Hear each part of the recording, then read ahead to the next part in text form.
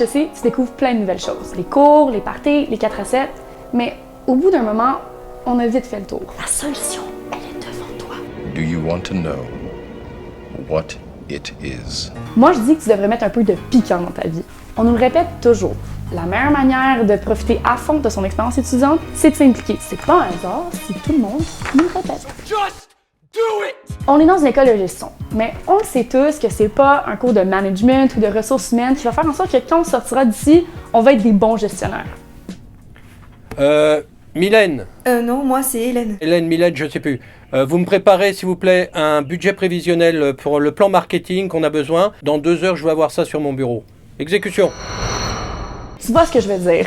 Il faut se pratiquer. Et la meilleure manière de pratiquer, c'est de s'impliquer. Mais c'est pas un peu hypocrite comme milieu? OK, je comprends ce que tu veux dire, mais essayons de voir les choses un peu différemment. Ces gens-là occupent des postes qui, par définition, leur demandent de défendre certains intérêts. Puis, tu sais, c'est normal qu'ils cherchent à créer un climat de collaboration. Tu sais, plus on va rentrer dans le monde du travail, plus ça va être comme ça. Ouais, enfin, c'est pas une raison pour prendre la grosse tête.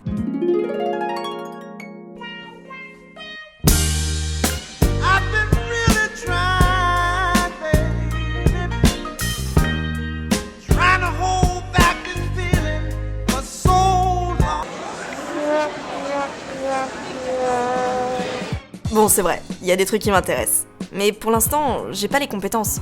Ben non, il y a plein de choses que tu peux faire sans skills particuliers. Et c'est un forgeron qu'on devient forgeron! Tu sais, on a tendance à croire qu'il n'y a pas de continuité entre la phase études et la phase emploi.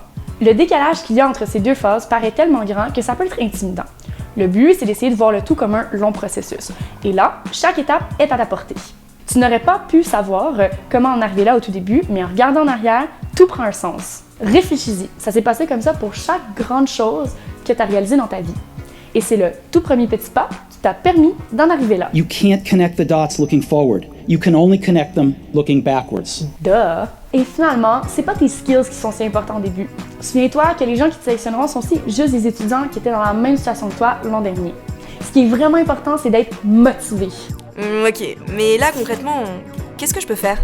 Ok, c'est bon. Tu sais quoi? C'est pas si compliqué, je vais te montrer. Déjà, que tu sois en première année ou en prépa, tu peux t'impliquer au sein de ton groupe et ça t'en prend vite plein de trucs. T'apprends à régler tes conflits de manière professionnelle, t'apprends que rien n'est gratuit dans la vie et t'apprends à réseauter. Non, mais sérieusement, c'est vraiment formateur. Christophe, t'en penses quoi? Oufcine, il s'en est passé des choses. Je suis arrivé ici, je connaissais pas grand monde, mais vraiment rapidement, ton groupe, ça devient ta famille. Sauf que, je sais pas si je me vois faire ça toute ma vie. Check! Tu peux faire plein d'autres choses. François, par exemple, il s'est présenté en tant que bénévole au 4 à 7. Yes, sir!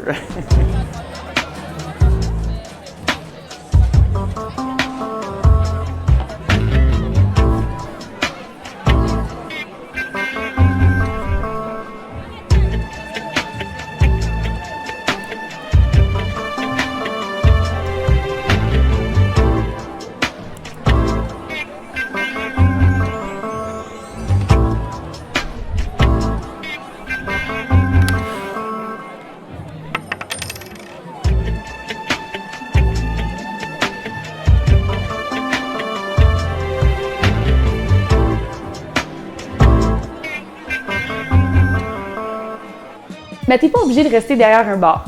Tu pourrais aussi faire partie de l'équipe, par exemple, de la Startup Weekend, du Fashion Show ou d'une panoplie d'autres événements et qui sait, un jour en devenir responsable. D'ailleurs, c'est même la meilleure porte d'entrée dans le monde des assos, tu sais.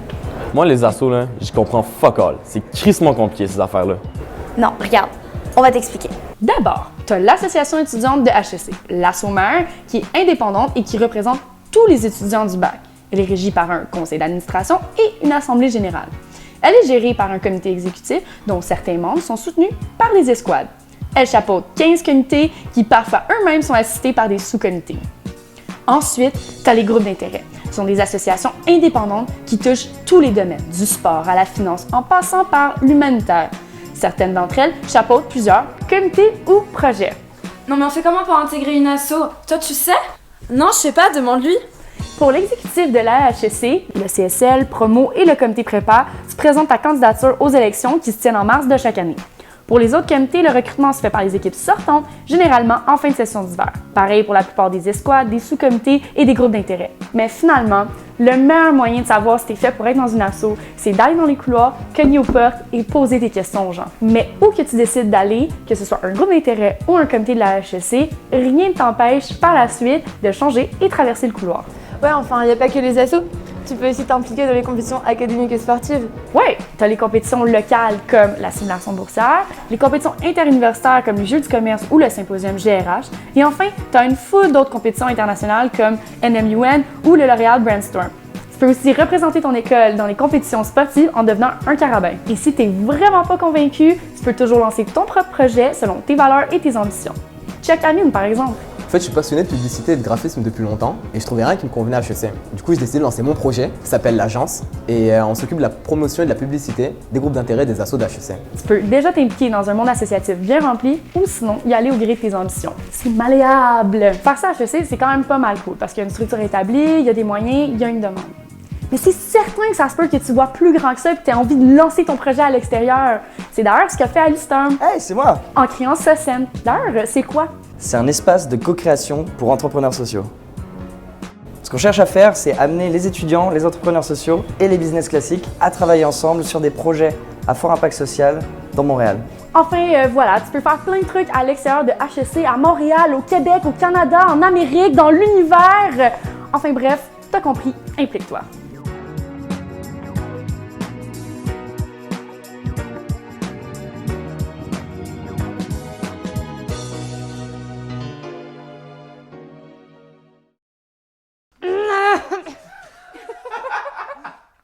Là?